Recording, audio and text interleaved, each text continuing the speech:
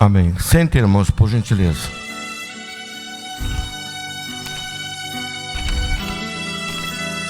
Com alegria na minha alma, expresso a Deus a minha gratidão por esse privilégio que Deus me outorga de uma vez mais nesta manhã estar aqui em nossa escola bíblica dominical. Cumprimento a todos com a paz do Senhor Jesus. Reconheço que é um privilégio que Deus nos concede de estarmos em sua casa para adorar o seu nome, aprender da sua palavra, pois a nossa lição nos fala que Deus é bom. E uma das manifestações dessa bondade de Deus é nos dar mais um dia de vida sobre a face da terra. Então que Deus seja louvado, seja engrandecido para todo o sempre. Irmãos, lição de número 12, que tem por título A Bondade de Deus em nos atender. Chegamos assim à penúltima lição do segundo trimestre de 2022. Nesse segundo trimestre, as lições até agora abordadas nos levou de um modo mais profundo nos voltarmos para o Sermão do Monte, que também é chamado de Sermão da Montanha. Lucas, no seu Evangelho, também se refere a esse sermão chamado de Sermão da Planície. Este Sermão do Monte, irmãos, ele é considerado pelos estudiosos como a síntese da doutrina cristã. É chamado como a essência do ensino de Cristo aos seus discípulos.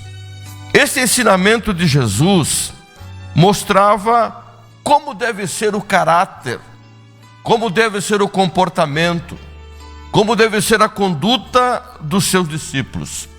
E justamente pela grandeza deste ensino, o Sermão da Montanha também é chamado de sermão doutrinário, sermão ético. Daí nós entendemos o título desse trimestre, que fala sobre os valores do reino de Deus, a relevância do Sermão do Monte para a Igreja de Cristo. Como disse aos irmãos, hoje então, a lição de número 12, que fala sobre a bondade de Deus em nos atender. E a introdução diz assim: nesta lição, aprenderemos que Deus é bom e que Ele ouve as nossas petições, suprindo todas as nossas necessidades. Pedi e dar-se-vos-á, buscais e encontrareis, batei e abrir-se-vos-á. Veremos também que aqueles que entraram pela porta estreita conseguem viver segundo os preceitos de Deus propostos por Cristo no Sermão do Monte. O Senhor é bom, e aqueles que têm uma vida de comunhão com Ele e procuram viver cheios do Espírito Santo, examinando a palavra, não serão jamais enganados pelos falsos profetas. Então, do modo claro, a introdução nos diz que nós trataremos dessa lição de um dos atributos de Deus que Jesus enfatiza aqui no Sermão do Monte, que é a sua bondade. E uma das melhores figuras que nós podemos aprender sobre a bondade de Deus para conosco é que Deus é o nosso Pai. Deus é um Pai amoroso que concede a seus filhos, como diz o comentário, aquilo que é essencial. Essa palavra essencial significa algo absolutamente necessário, algo fundamental. Então, se muitas vezes nós não recebemos aquilo que nós pedimos, é porque Deus, pela sua soberania, pela sua vontade, Ele vê que não há uma necessidade, não é essencial para nós aquilo que nós muitas vezes pedimos.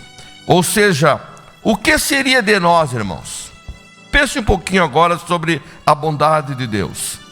O que seria de nós seres imperfeitos, falhos, limitados. Se Deus não olhasse para nós com bondade, misericórdia e amor, onde estaríamos agora? Nós cheios de imperfeições, de vícios, pecadores, e a Bíblia chama do homem sem Deus como inimigo de Deus. Mas Deus nos ama, e Deus é bondoso, e uma prova disso que eu estou diante de homens e mulheres a quem Deus se revelou, e você creu nessa revelação, e hoje está aqui dando glórias ao seu nome.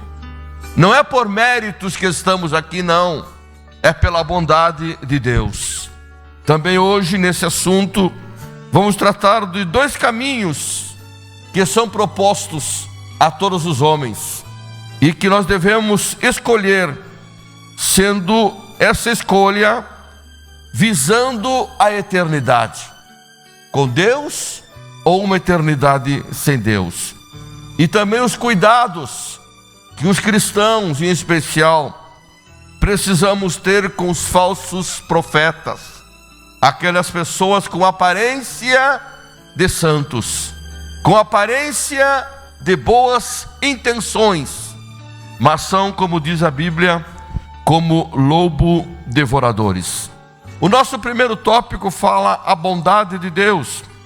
Definição de bondade.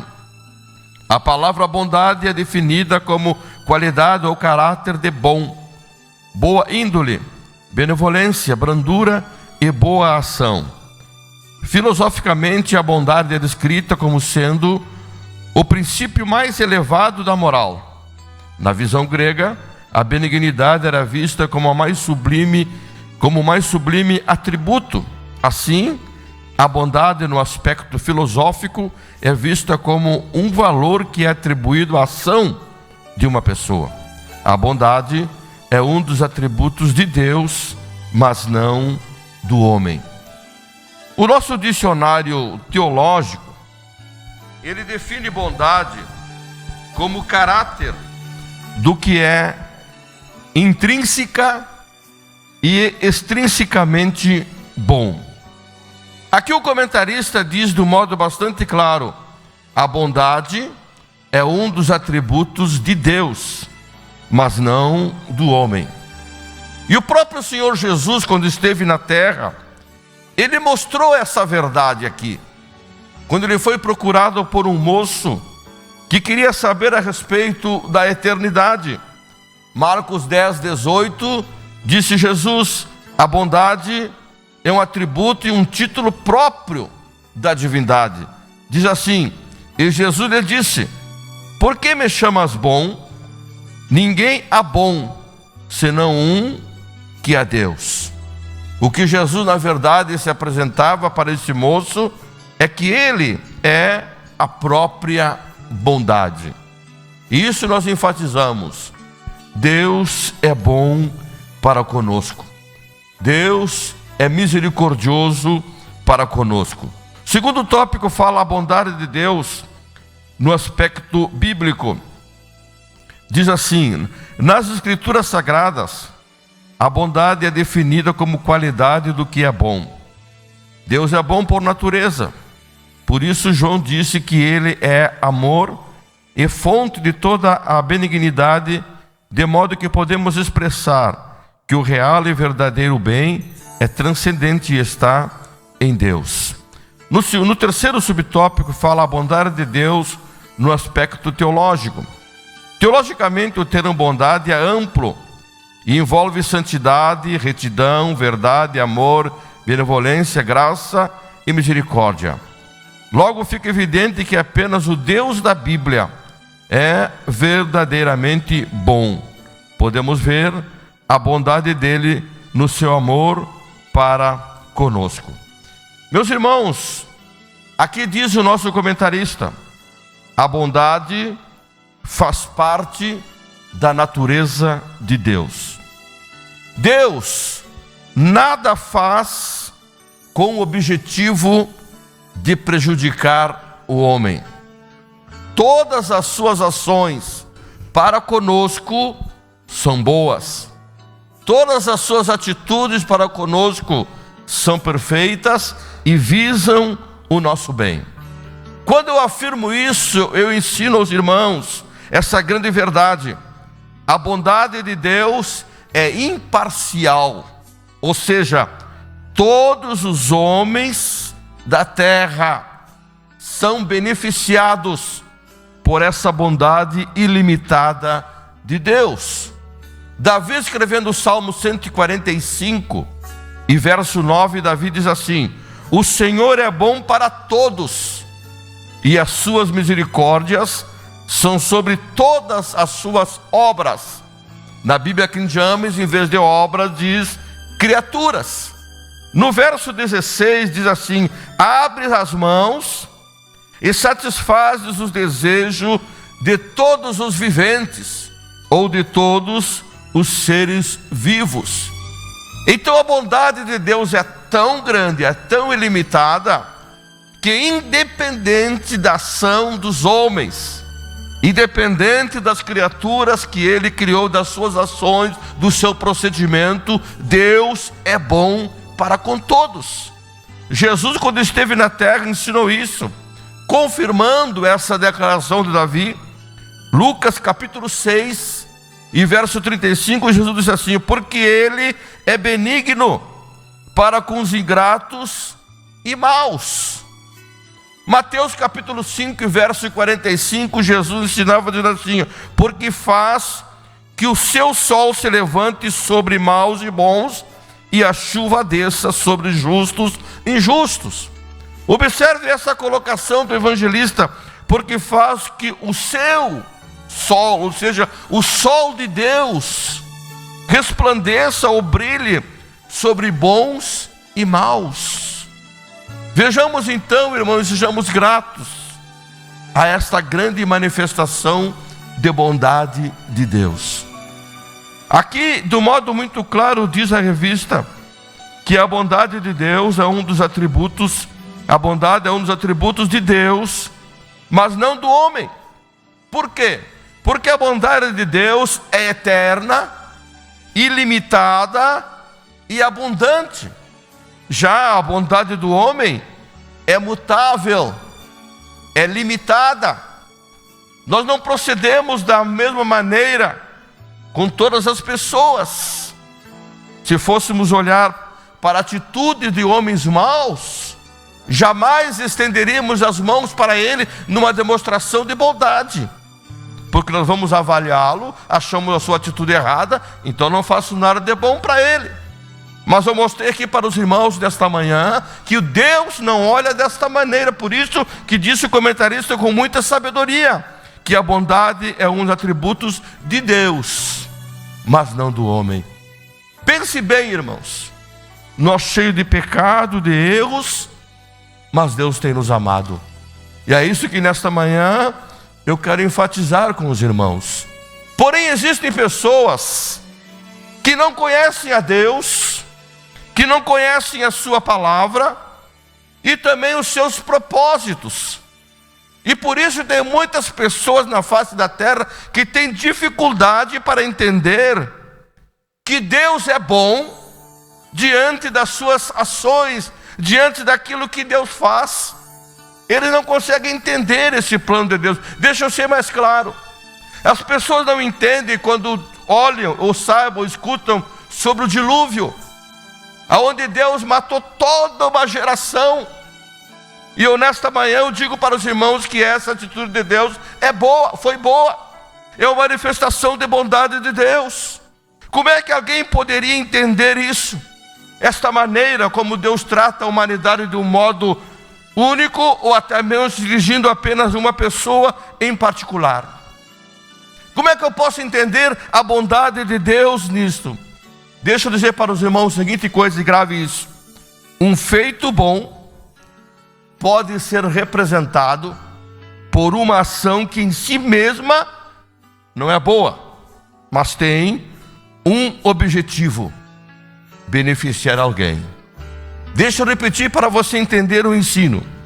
Um feito bom pode ser representado por uma ação que em si mesma não é boa, mas tem por objetivo beneficiar alguém. Deixa eu dar um exemplo prático para ser entendido. Que sempre que alguém ministra, ensina ou prega, ele precisa ser entendido. Aí que está o sucesso da mensagem. Aí que está o resultado do ensino. Ser entendido. Irmão Guilherme, amigo de longa data, um dos professores da escola dominical, me permita tomá-lo como exemplo aqui, irmão Guilherme. Irmãos, aqui na frente do templo, nós temos ali a faixa de segurança para o pedestre. Ou seja, no momento que colocamos o pé na faixa, a preferência é nossa. O motorista obrigatoriamente deve parar até que a gente passe. Mas isso muitas vezes não é respeitado. Então deixa o que eu quero falar aqui. Um feito bom pode ser representado por uma ação que em si mesmo não é boa, mas tem por objetivo beneficiar alguém. O irmão Guilherme saiu do culto abençoado, feliz, com a Kátia ou sem a Kátia. E quando ele vai passar na faixa, ele está tão feliz que não percebe o movimento intenso do carro e alguém que vem rapidamente no carro. Ele está feliz, vai passando, não olhou para os lados. Eu percebi aquilo, irmão Guilherme, e rapidamente corri e empurrei o irmão Guilherme. O que aconteceu com o Guilherme? Ele caiu no chão, se machucou, mas eu salvei a vida dele. Ele ficou livre de ser atropelado. Então escute só, um feito bom pode ser representado por uma ação que em si mesmo não é boa. O que essa ação minha não foi boa? Porque o Guilherme caiu, o Guilherme se machucou. Então a ação não foi boa, porém o meu objetivo foi, eu salvei ele. Ele se livrou de ser atropelado, machucado e, quizás, perder até a própria vida. Deixa eu dar um exemplo bíblico agora para os irmãos. Eu falei aqui sobre o dilúvio. Como é que uma pessoa pode entender, nós pregar e dizer que o dilúvio foi uma manifestação da bondade de Deus, se toda uma geração foi morta? Então deixa eu explicar para vocês o que a Bíblia nos ensina sobre a bondade de Deus. Olhando para essa época, havia uma promessa de Deus. Gênesis 3,15, Deus disse, da semente da mulher nasceria o Redentor. Gênesis 3,15. Porém, naquele momento da história, a Bíblia registra em Gênesis 6,12, que Deus olhou para a terra e viu que a terra estava corrompida, porque toda a carne havia se corrompido e o seu caminho sobre a terra. Ou seja, o pecado havia dominado, estava tudo corrompido. Porém, no meio daquela corrupção, havia um homem justo, chamado Noé. Mas Noé, irmãos, não era um super-homem, não. Não era um homem. Não era um ser humano. Noé era um ser que poderia perfeitamente se corromper com aquela geração. Por que não? Ele poderia ter acontecido isso com ele. E se Noé tivesse se corrompido, todo o plano de Deus, prometido em Gênesis 3,15, de prover um Redentor, cairia por terra.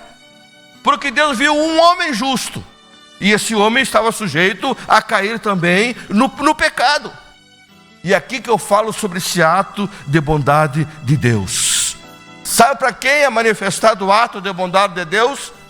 Para o Gilmar e para você que está aqui nesta manhã. Sabe por quê? Porque Deus, Ele agiu com rapidez. Deus viu que Noé, sendo humano, ele poderia ser corrompido. E o que fez Deus? Mandou o dilúvio, 40 dias e 40 noites, água e água sobre a terra, terminou com aquela geração e preservou Noé. E da descendência de Noé, Deus começou tudo de novo, e o seu plano de prover um Redentor não caiu por terra. E hoje estamos aqui glorificando o seu nome. É a bondade de Deus. Só que as pessoas não entendem Quem não conhece Deus, quem não conhece o propósito de Deus, quem não conhece a sua palavra, não pode entender este gesto de Deus. Eu disse para os irmãos que uma das melhores figuras que representa, que nos mostra a bondade de Deus, é como um pai. Eu estou diante de homens que têm essa experiência, que são pais. Agora diz uma coisa, o seu filho se comportou de um modo que não é o que você ensinou e o que é dele. O que o pai faz? O pai corrige, o pai repreende. Naquele momento dessa ação do pai, o pai diz: filho, eu estou fazendo isso porque o papai te ama. O papai quer o teu bem, é um gesto de bondade meu para contigo. E a criança, naquele momento da repreensão, ele não entende isso. Mas como? Meu pai está me privando de alguma coisa, está me corrigindo, está me açoitando até. E agora diz que isso aqui é um gesto de amor? No momento, aquele momento da repreensão, ele não entende. Mas quantos testemunhos nós ouvimos nos dias atuais de filhos e filhas que dizem: ah, se não fosse aquele castigo que meu pai me deu, ah, se não fosse aquela repreensão que meu pai me deu, ah, se não fosse aquele conselho que papai me alcançou, eu não estaria hoje aqui. Então, no momento, olha o que diz a Bíblia, Hebreus 12:11. Na verdade, toda correção ao presente não parece ser de gozo, senão de tristeza, mas depois produz um fruto pacífico de justiça nos exercitados nela. Então, existem muitas situações hoje que alguém não entende, mas é uma manifestação da bondade de Deus. Quem sabe de quantas situações que você quer que aconteça, até está orando para que isso aconteça e não acontece. E eu chego aqui e digo: olha, esse não de Deus é a sua bondade. Mas como? Deus conhece o teu amanhã, irmão. Deus conhece o teu amanhã, irmã. Se você não alcançou aquilo que você está pedindo, que você acha das suas limitações, ou que você precisa e não recebeu ainda, o não de Deus é uma resposta.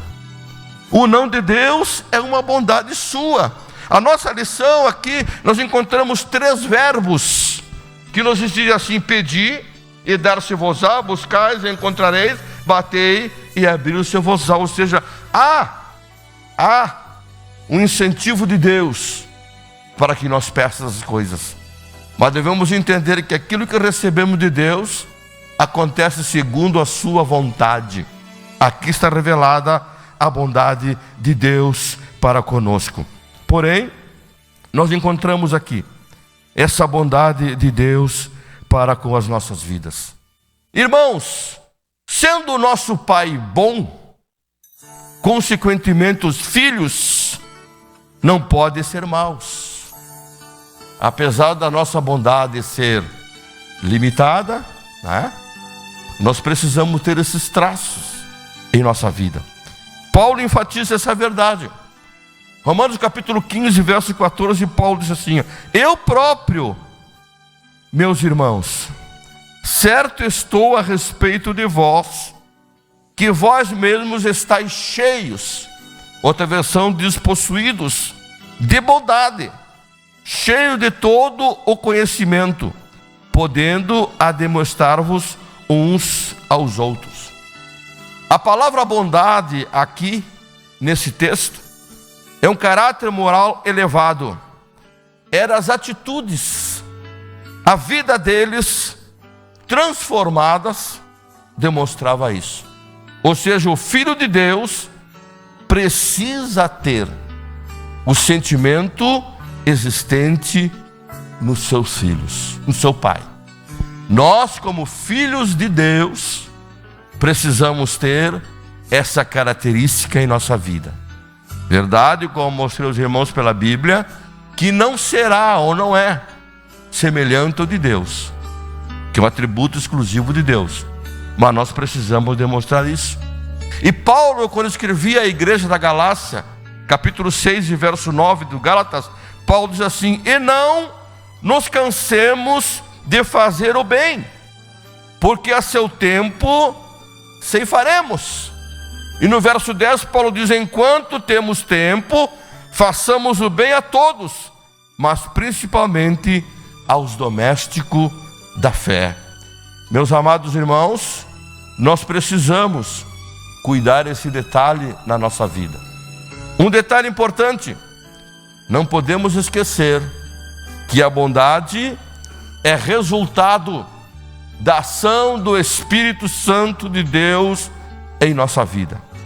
Ou seja, para que realmente possamos ser bons, nós precisamos ter em nós a presença do Espírito Santo. Precisamos estar ligados à videira verdadeira. Queremos pregar o Evangelho, queremos falar de Jesus, queremos mostrar a bondade de Jesus. Nunca, irmãos e irmãs, haverá um Evangelho completo se não fizermos o bem. Por isso que eu li para os irmãos no início o significado de bondade: sinônimo de benevolência, beneficência, prática ou virtude de fazer o bem. Eu olho para o Novo Testamento no livro de Atos dos Apóstolos, do capítulo 9, do versículo 36 ao 45. Fala de uma crente chamada Tabita, que traduzida é Dorcas. E esta mulher, ela morreu. Mas no verso 36 diz assim: estava cheia de boas obras e esmolas que fazia. Era uma mulher que tinha a profissão de costureira e que ajudava muitas pessoas com as suas roupas. Ou seja, nossas ações demonstram a nossa devoção a Deus e também esse sentimento de bondade que temos em nós.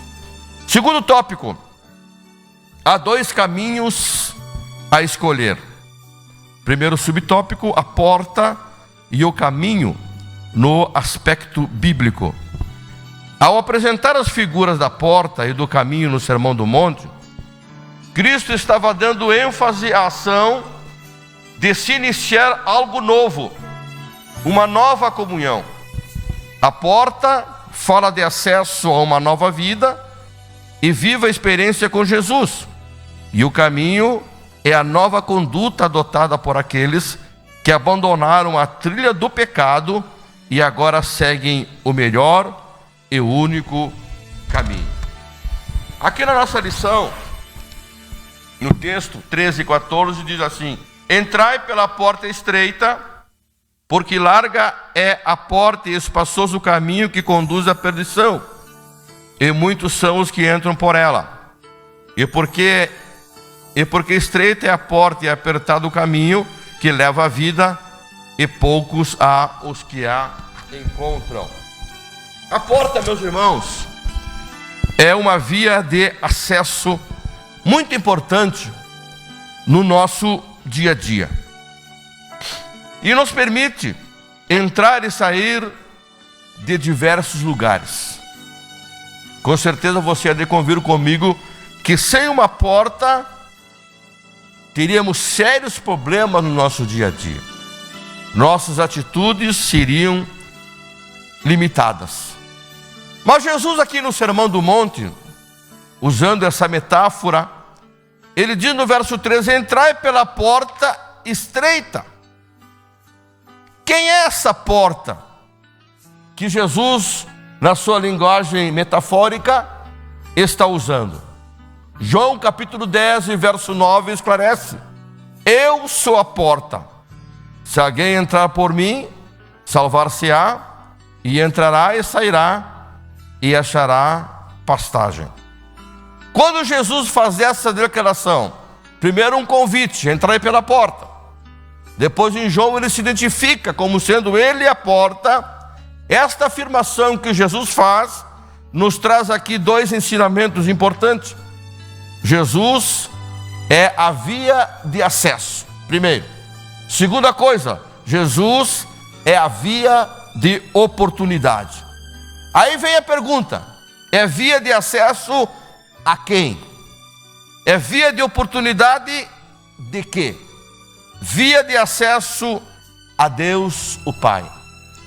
Via de acesso à salvação da alma. Via de acesso a uma eternidade com Deus e a oportunidade de salvação. Na sequência do comentário da revista, os irmãos que têm e leram, pode ver que o comentarista diz que em Jerusalém havia várias portas de entradas. E algumas portas eram largas e outras eram estreitas. Mas nós lendo atentamente o texto, as palavras de Jesus, Jesus não disse, eu sou uma porta. Não, Jesus não disse, eu sou uma das portas. Uma, pronome indefinido, artigo indefinido. Mas Jesus disse de um modo muito enfático, eu sou a porta. Jesus não se referiu a algo indefinido, não. A artigo feminino definido. Ou seja, sou o único caminho a Deus. Não deixou dúvida. Foi por isso que ele se apresentou dizendo, não existe. Há um adágio popular que muitos caminhos, todos os caminhos conduzem a Deus. Não, senhor, não, senhora. Biblicamente estamos aprendendo ou reforçando o que já sabemos, que Jesus é o único caminho. O pecado separou o homem de Deus. E a prática do pecado condena o homem a uma separação eterna de Deus. Mas eu louvo a Deus nesta manhã, ao reler, ao aprender essa lição mais uma vez, que o homem pode voltar para Deus. Apesar da prática do pecado, separar o homem de Deus e levá-lo a uma condenação eterna, nesta manhã, diante desta palavra, eu afirmo aos santos irmãos, os homens podem voltar-se para Deus, porque Jesus disse em João capítulo 14, verso 2, eu sou o caminho, a verdade e a vida. Ninguém vem ao Pai a não ser por mim. Tem que entrar por Jesus. Esta porta que Jesus aconselha a entrar é o seu sacrifício perfeito que ele fez por nós. Meus amados irmãos em Cristo, não basta reconhecer que Jesus é a porta. Isso não resolve, não dá salvação. Não adianta também eu estar perto da porta. Isso não vai resultar, não é o suficiente. É preciso uma atitude. É preciso um comportamento. É preciso se mover. E Jesus disse, entrai. Ou seja, caminhe, se mova, entre por essa porta, tome uma decisão. A tua vida será uma vida de vitória. Só vitória. Haverá lutas, mas a vitória há em Cristo Jesus. Segundo subtópico, diz, o que as duas portas e os dois caminhos ilustram para nós? A porta estreita que conduz à vida eterna. Jesus estava mostrando que há um único caminho que pode conduzir o pecador à vida eterna com Deus. Os atos religiosos e as boas obras não podem levar o homem ao céu. Somente a fé em Jesus Cristo poderá conduzi-los à vida eterna com Deus. O subtópico do que as duas portas e os dois caminhos ilustram para nós. Ilustram duas situações. Uma porta larga e um caminho espaçoso. Ilustram perdição. Porta estreita e caminho apertado. Ilustram salvação. Há somente dois caminhos.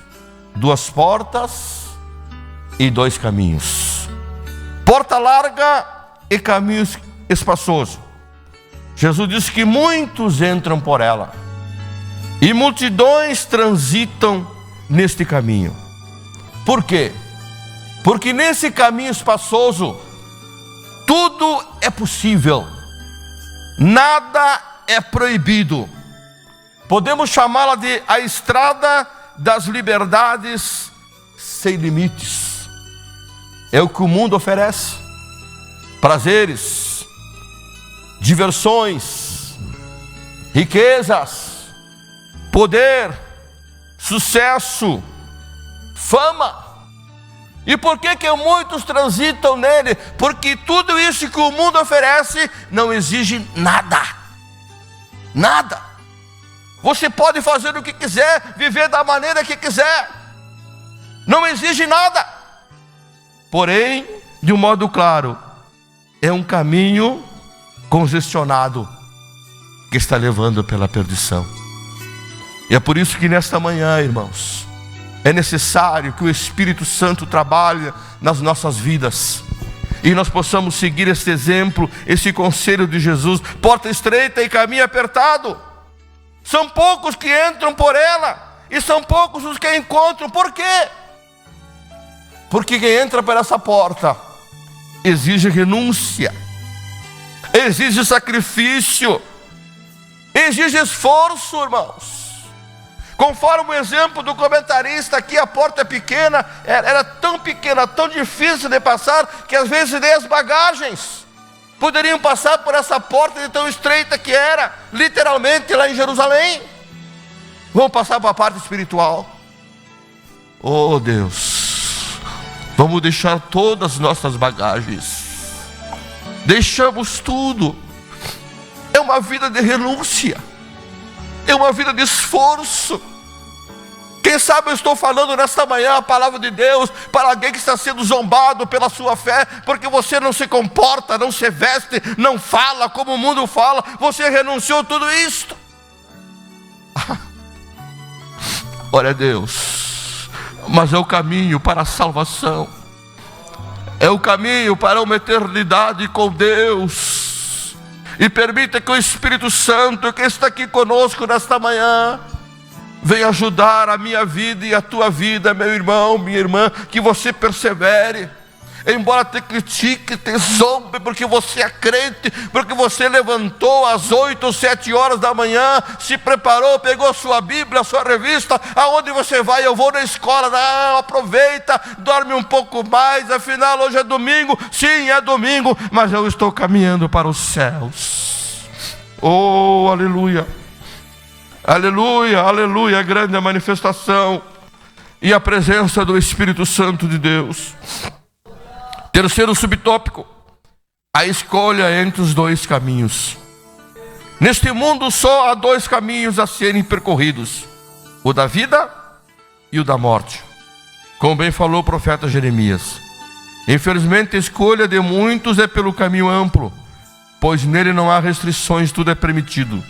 Contudo, muitos homens e mulheres escolheram trilhar o caminho estreito, onde todas as coisas são lícitas, mas nem tudo convém. Aleluia. Jesus foi muito claro no seu ensinamento no Sermão do Monte para aquelas pessoas que lhe ouviam. Há dois caminhos, um apertado. Essa palavra apertado, na versão King James, diz difícil. Não diz apertado, diz palavra difícil e largo. E há duas portas para entrar, uma estreita e outra larga.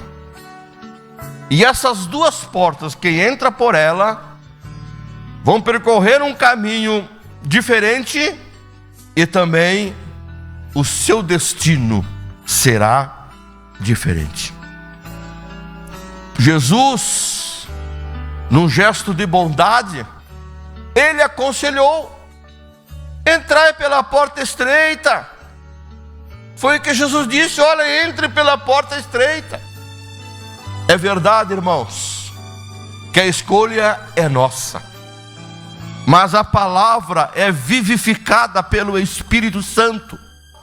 Então eu creio nesta manhã que esta palavra dita por Jesus, vivificada pelo Espírito Santo, trabalha em quem está me ouvindo nesta manhã. Entrai pela porta estreita. É o próprio Jesus que está te aconselhando. O caminho é apertado, mas te leva à vida eterna com Deus. A porta que leva à vida é estreita, porque crer em Jesus é a única maneira para se obter a plena felicidade. Sabe por quê? Porque foi por nós que Jesus morreu. Pagou o preço que nós jamais poderíamos pagar. E hoje, crendo neste sacrifício perfeito, você e eu estamos justificados perante Deus. Que Deus abençoe, que Deus continue manifestando-se através do seu Santo Espírito em nossa vida. O último tópico fala sobre a mentira dos falsos profetas, que diz assim, verso 15: acautelai-vos, porém, dos falsos profetas, que vêm até vós vestidos como ovelhas, mas interiormente são lobos devoradores. Por seus frutos o conhecereis. Porventura colhem-se uva dos espinheiros ou figo dos abrolhos? Assim toda árvore boa produz bons frutos, e toda árvore má produz frutos maus. Não pode a árvore boa dar maus frutos, e nem a árvore má dar frutos bons. Toda árvore que não dá bom fruto, corta-se e lança-se no fogo. Portanto, pelos seus frutos os conhecereis. Nosso primeiro subtópico fala sobre cuidado com as falsas aparências.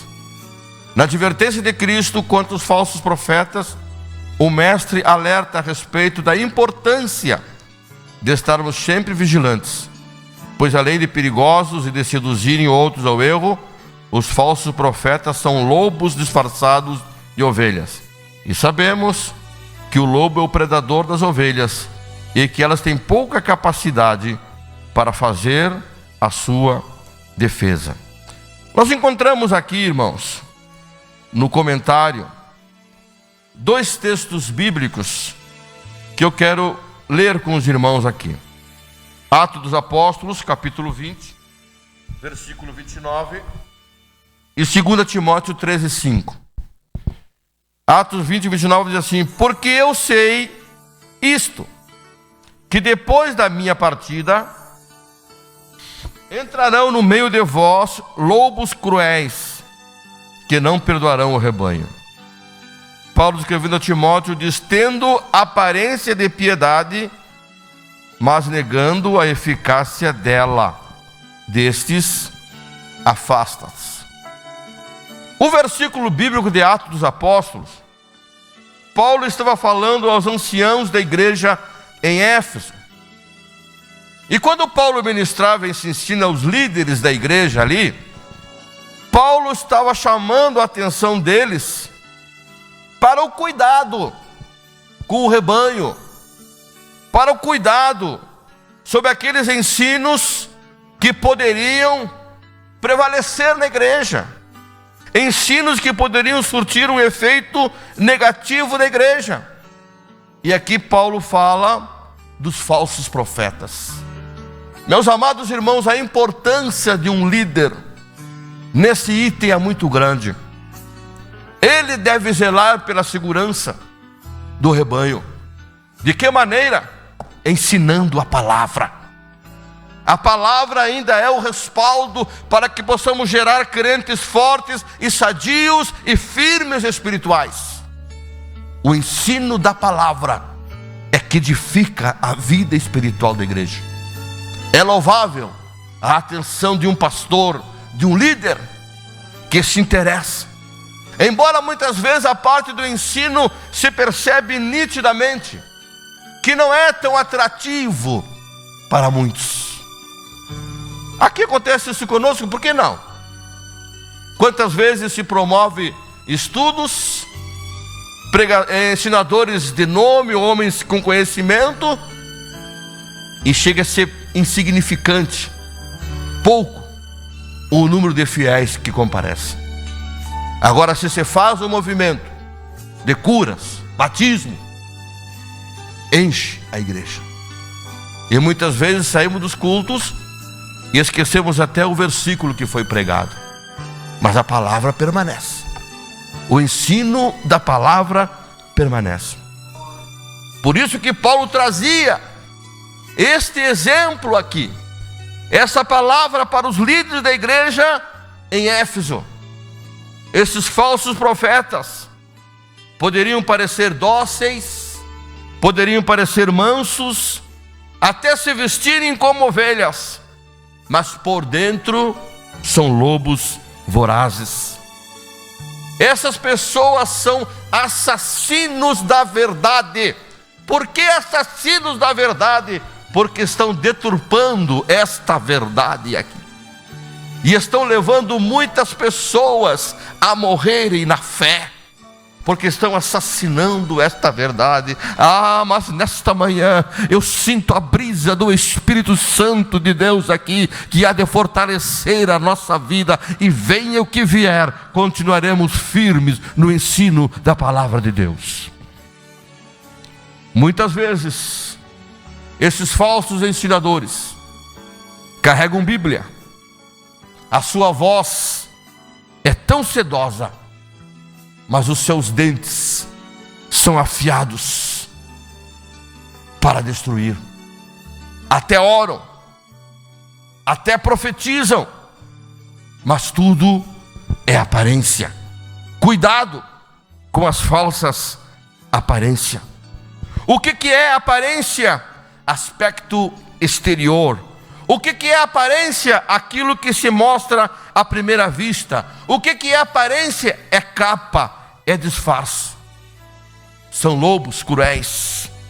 São aqueles movidos pela ambição de edificar o seu próprio império, por amor ao dinheiro, por amor ao poder, por amor à popularidade. Não tem amor pelas almas, não. Não querem ver o crescimento da igreja, não. Não querem ver a edificação e a firmeza dos fiéis, preparando-os para o arrebatamento da igreja. O seu interesse é pessoal. Vem lucros, vem ganância. Mas graças a Deus, que a igreja tem um atalaia chamado Espírito Santo. E ainda temos homens e mulheres que não somente amam, mas praticam a vida de oração.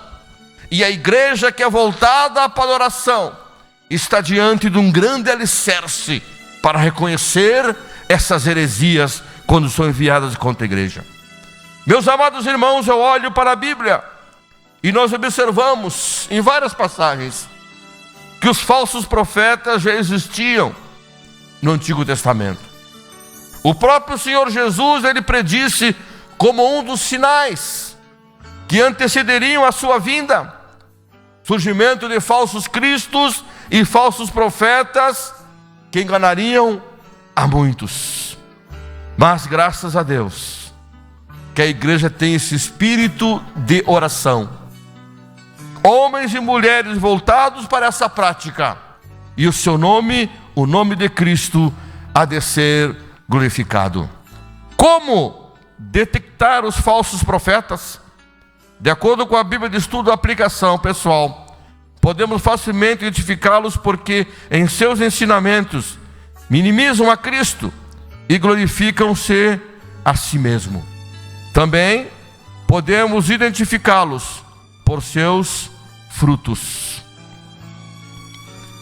2 Pedro, capítulo 2, e verso 1 diz assim: assim também, como no meio do povo surgiram falsos profetas, assim também haverá entre vós falsos mestres. Atos dos Apóstolos, capítulo 20, verso 30, diz: e que dentre vós mesmos se levantarão homens que falarão coisas perversas para atraírem os discípulos após si. Nesse versículo de Pedro, capítulo 2 e verso 1 da sua segunda carta, assim como no meio do povo surgiram falsos profetas, assim também haverá entre vós falsos mestres. O que Pedro estava aqui dizendo, irmãos, é que Satanás sempre se esforçou para se infiltrar no grupo de cristãos com enganos. Satanás sempre se esforçou para estar no meio da igreja, com falsos mestres, trazendo falsos ensinos. E observe as duas expressões aqui, nesses dois textos que eu li. Assim como no meio do povo surgiram falsos profetas, assim também haverá entre vós. Agora Atos, e que dentre vós mesmo, ou seja, aqui do modo claro, nós aprendemos nessas expressões que haverá na própria igreja, entre vós, diz a palavra, entre vós mesmo, entre vós são os falsos profetas. E qual é a missão desses falsos profetas, falsos ensinadores? Corromper a fé dos salvos e destruir a unidade da igreja. É isso que o inimigo quer, irmãos. Roubar a tua fé, a tua crença, aquilo que você aprendeu desde o princípio, que tem te mantido fiel aos caminhos do Senhor. Hoje tantas heresias, né? Tanta gente dizendo, mas não é bem assim como está escrito. Hoje é tantos ensinamentos, pessoas que ministraram aqui neste púlpito, estão hoje espalhando, Jesus já veio, não, o diabo não existe, não, o inferno também não existe. Corromper a fé dos santos, são falsos ensinadores, corromper a unidade da igreja. E aqui Pedro, nesse versículo que eu li para os irmãos, se você ler 2 Pedro, no capítulo do versículo 1 até o versículo 3, do capítulo 2, Pedro descreve detalhadamente os falsos mestres para que os cristãos reconhecessem. Aqui estão as características e também os métodos que esses falsos profetas utilizam. Como é que podemos identificá-los? Como é que podemos saber se eles estão agindo no meio da igreja? Como é que vamos reconhecê-lo? Primeira coisa, discernindo o seu caráter. Caráter influenciado por temperamento. O que é? Conjunto de qualidades boas e más de um indivíduo que determina a sua conduta em relação a Deus, a ele mesmo e também ao próximo. Caráter não define apenas quem a pessoa é, mas descreve o seu estado moral e o diferencia dos demais. O caráter seria a sua marca. Então o conselho que eu passo aos irmãos nesta manhã, já encerrando a mensagem: irmãos, cuide. Ficamos impressionados com as maravilhas, com os prodígios que acontecem através de pessoas. Muitas vezes nós cuidamos as próprias vestimentas que essas pessoas usam. Mas um conselho que eu trago nesta manhã: cuide, observe se nessas pessoas há a presença do caráter cristão. Observe neles. Outra coisa que Jesus nos ensina é identificá-lo pelos frutos. Jesus disse: pelos frutos o conhecereis. E aqui está a grande diferença do que é crente e do que não é. A árvore boa dá bons frutos, a má não pode dar bons frutos. Outro detalhe importante que seria o fundamental: esta pessoa que ministra usa a palavra de Deus como base. Hoje há tanto modernismo, tanta inovação, há tantas pessoas trazendo outras doutrinas para dentro da igreja. E nós podemos observar essa manifestação, se é um falso profeta ou não é, se é falso ensinador ou não é. Paulo disse a Timóteo: conserva-te naquilo, permanece naquilo que aprendeste. Se até hoje você está firme servindo a Jesus, se até hoje Ele não deixou de te abençoar, se até hoje tem te sustentado nas suas mãos, permita-me te aconselhar: permaneça naquilo que você aprendeu. Glorificado seja o nome de Jesus. O apóstolo João, no último tópico, como uma análise criteriosa. Já vou encerrar. João diz, em sua primeira carta, capítulo 4, verso 1: Amados, não deis crédito a qualquer espírito, antes provai os espíritos, se procedem de Deus, porque muitos falsos profetas têm saído pelo mundo afora. João disse: provai os espíritos. Esta palavra provar, irmãos, é um termo que é usado na metalurgia. Esse termo se usa para provar a análise dos metais, no sentido de determinar a sua pureza e o seu valor. Deixa eu repetir. Você usa esse termo na metalurgia para provar os metais, no sentido de determinar a sua pureza e também o seu valor. Então, antes de você e eu aprovar ou rejeitar qualquer ensino, ore, observe se está dentro dos padrões da Bíblia. Veja a pureza deste ensinamento e o valor que ele tem para a sua vida, antes de você aceitá-lo. João disse assim: Amados, não deis crédito a qualquer espírito, antes provai os espíritos se procedem de Deus, porque muitos falsos profetas têm saído pelo mundo afora. João coloca dois termos importantes aqui: espíritos junto com falsos profetas. O que João quer passar para nós, e eu passo para os irmãos nesta manhã? Por trás de mestres humanos, com sabedorias humanas, que propagam falsos ensinamentos, está o quê? De atrás desses erros estão os demônios agindo sob as ordens de Satanás. Observe, tenha certeza que Deus há de continuar abençoando a tua vida. A igreja precisa ser ensinada para que podermos então estarmos firmes e não termos sido corrompidos a nossa fé. Deus é bom, e a prova disso é que tem nos sustentado até agora, e a sua bondade vai permanecer sobre as nossas vidas. O que eu recebi do Senhor, eu vos entrego em nome de Jesus. Pastor João.